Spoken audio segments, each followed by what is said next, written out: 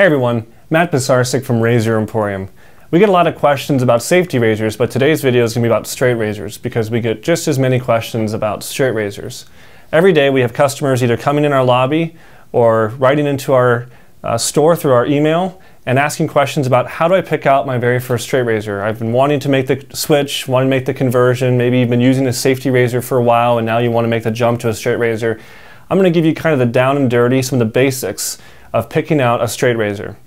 So I have assembled in front of me lots of different kinds. These are all some straight razors that we've been selling right now on our website.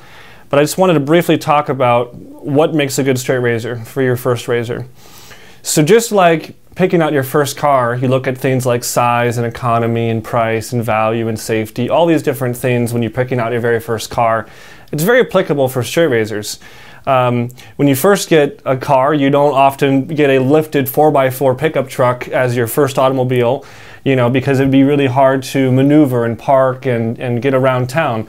And in the same way, some of these really nice big choppers like this that are beautiful, old world steel, Sheffield razors, they're beautiful and they make wonderful razors, but I don't often recommend them to people for their very first razor. Just like that lifted 4x4 example, using a larger straight razor like this requires a lot more attention to maneuverability. That's one thing you need to think about when you're picking out your first straight razor. Often getting underneath your nose or around your chin or back by your ear, all these little areas, it makes it a bit more convenient to have a smaller, more manageable size razor blade. You often hear the adage or read on the forums about a 5/8 round point razor, something like this. Or another one, something like this. Nice 5/8 round point straight razor. So what does that mean? First off, the dimension that's listed with straight razors is the dimension of the blade width. And so this blade width is measured, with a simple ruler, and it's just from the blade's edge to the upper part of the spine here. So this is your spine on your straight razor. You have different tips. Like in this example, this is a round tip. And you have this width here, this 5/8 mark. So people recommend 5/8 for a couple reasons. First off, it's a manageable size. It's not too big. Second off, it's not too small. You don't want to have too small of a straight razor. Some of the really tiny guys, like something like this maybe, this is a really collectible kind of small styling razor, but it really wouldn't make much for shaving because of how small the width is. This is probably 3/8 or so.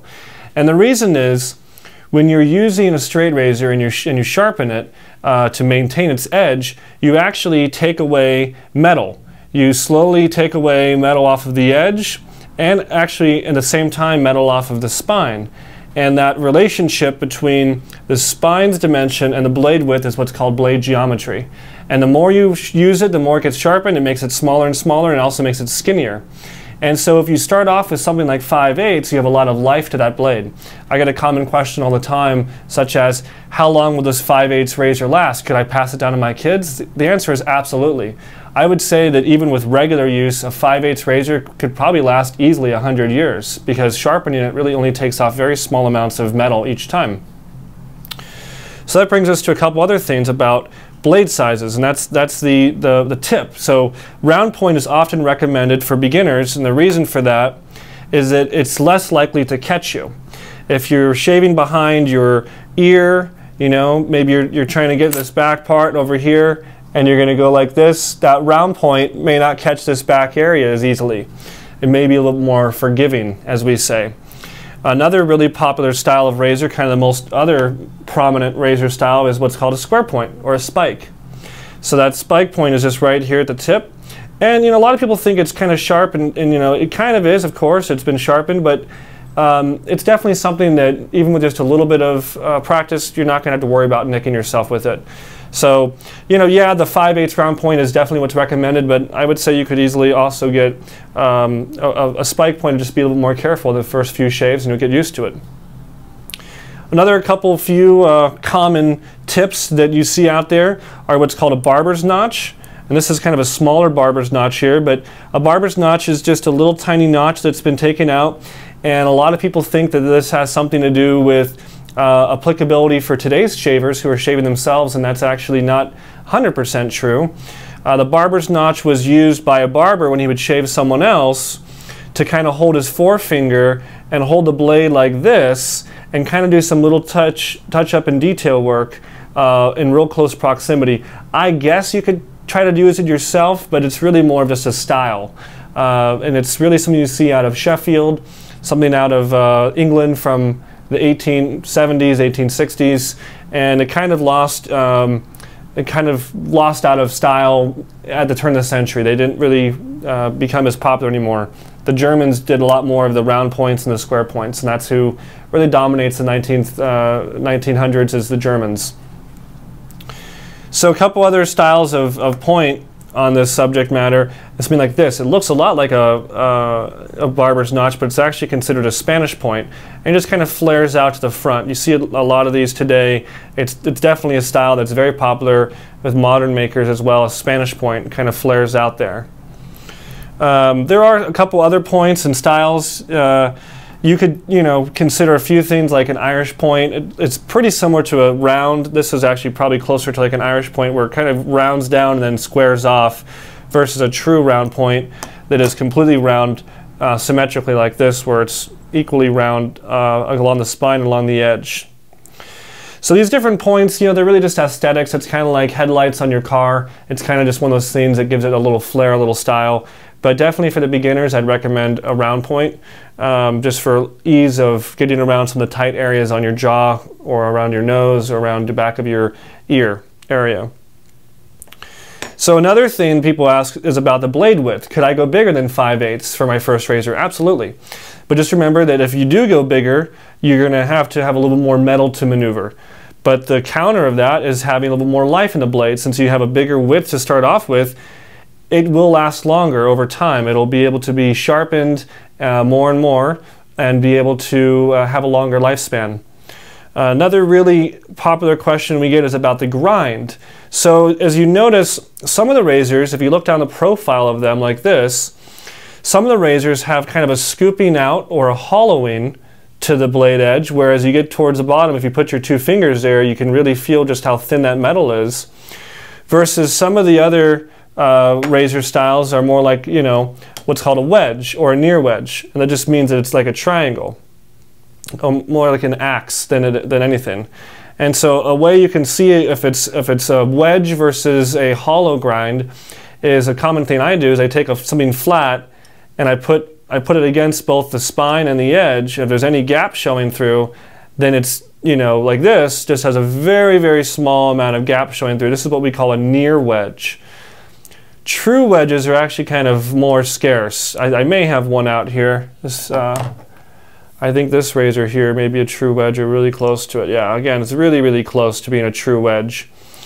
So what does that mean? What's the difference between having a wedge shape versus a hollow? Well, obviously if you have more metal, it hasn't been scooped out, it has a lot more mass to it. So this razor is quite heavy. And just like anything else, we talk about, with safety razors, we talk a lot about the mass of a razor and letting the razor do the work for you. Well, the same thing has to go with a straight razor. The more mass it has, the more work it does for you, and thus you're not having to pull down or use as much pressure or pull when you're working your beard and shaving.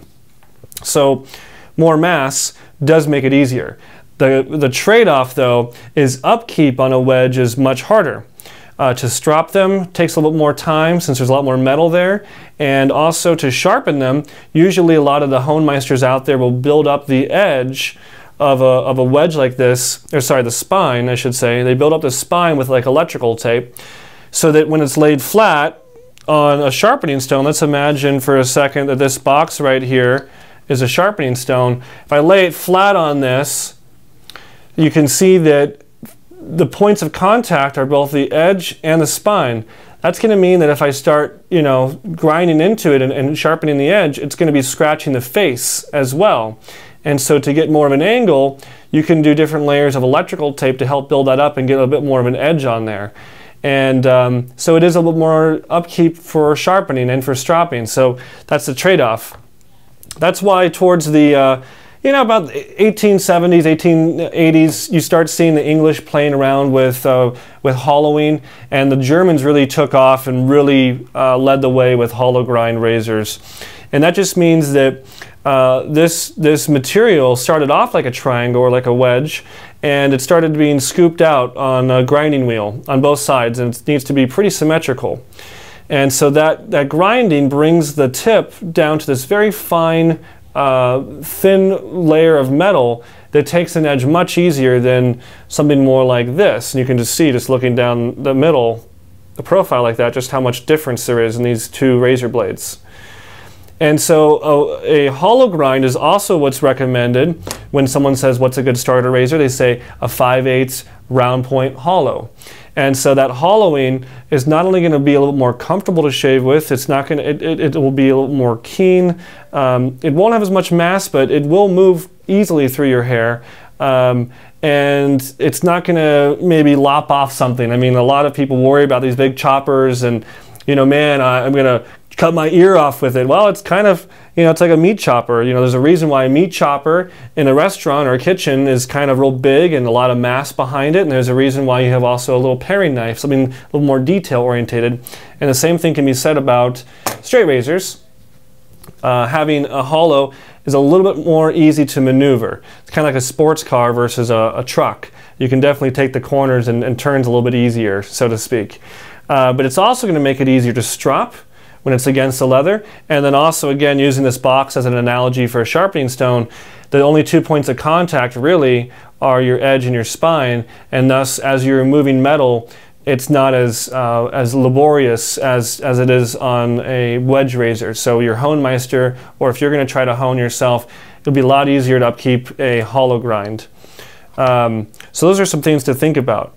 And now in the world of hollow grinds, we even can break it down a bit further than that, and we can say that there's different degrees of hollowing. You see out there 3/4 hollow, half hollow, quarter hollow, you know, all these different measurements. All that really means is how close is the break where towards the spine, you know, how much of that blade is hollowed. And you'll see some illustrations of showing that, and I can probably easily pick out a few razors here that have some different degrees of hollowing where it's not as much, and I can kind of show that for the camera here a little bit more hollowing. So if you see these different grinds here, you may ask, well, okay, how does that relate to, you know, the shave? Well, that just means that if it's more of a quarter hollow or a half hollow, you still have a lot more metal on there. If it's more of a 3/4 or a full hollow, if you see a razor listing that says that, it just means that towards the end, towards the actual edge here, it's much finer of a piece of material, and thus it's a lot more easy to shave, a little more keen, but it's also more susceptible to any kind of rust or damage. I often get in razors all the time, or we have people write to us for service requests, and they want their hollow grind razor polished and sharpened, and I'm not able to do it. I have to turn down the work because the actual edge is just too fine, and any kind of rust or any kind of the deterioration and corrosion that's happened is just too fine. And if it gets anywhere near that edge, we just have to say, can't work on that. This one itself, I'm holding, you can see has, you know, some damage from rusting over the years up towards the spine where it's a bit thicker, and so I was able to remove that on our different polishing wheels and such. But, you know, towards the edge, it's actually pretty clean, and that's what we always look for. So if you're looking at a straight razor at an antique store or at online on eBay or something, the biggest thing that goes into can I restore it is what is the condition near the edge. I mean, you want at least 1/8 of an inch or so of clear space between any of the old damage and the spine. If it's right on the spine or of the edge, if it's right on that blade edge, right on the bevel area, it's going to make a disaster when it comes to polishing. I've seen it where we're working on a straight razor and, you know, it's all rusted and corroded down here, and it hits a wheel, a polishing wheel or belt sander, and it just comes right off because that rust, that corrosion is actually eaten right through this very fine layer of metal right here.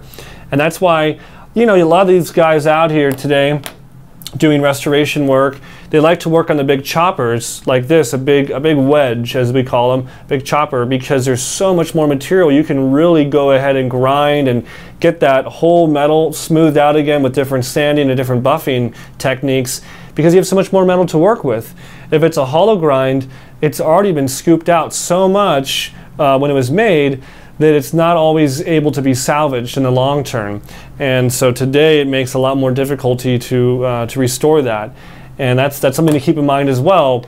If you do have a hollow grind razor, you need to be even more careful when making sure to dry it and keep it free of any kind of moisture, and keep it lightly oiled with like a mineral oil if you want to put it in long-term storage. Let's say you're going to be going away for the weekend or be gone on a family vacation for a few weeks and you don't want to bring the straight razor.